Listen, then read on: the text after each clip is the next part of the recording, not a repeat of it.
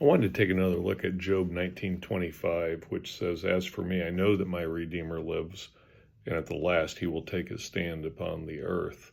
In that passage, we see what some theologians have spoken about before as four proofs of Jesus's being a divine Redeemer.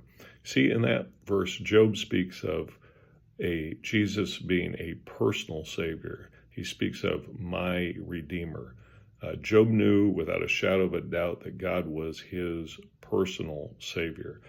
Job was diseased, Job was distraught, yet he knew. In Ruth we see that Jesus is our kinsman redeemer. He's personal, he's related to us. Jesus tells us that God is our Abba, our Father. So we see also Job speaks of a pre-existent Savior. He lives. It's not just a future Redeemer who did not yet exist.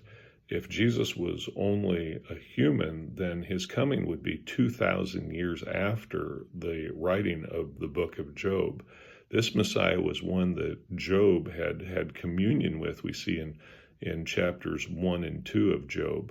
Third, Job spoke of a resurrected Savior. He shall rise upon the earth. And I think this is a remarkable phrase which could only be known through divine revelation. Job believed his own diseased body would be raised, and all the way back to Genesis chapter 3:15, it spoke of a Messiah whose sufferings would be for his people.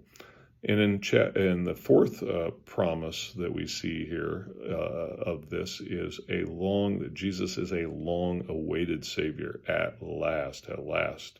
What's implied by at last? Well, again, you go back to Genesis chapter 3:15. The saints of the Old Testament knew that at long last the coming Messiah would defeat death and the devil. 4,000 years ago, Job was certain of what would take place 2,000 years in the future. So I want you to be able to take confidence and be certain of the fact that what took place 2,000 years ago for us is absolutely certain for this day. Jesus is our wonderful divine Redeemer. God bless you. Have a good day.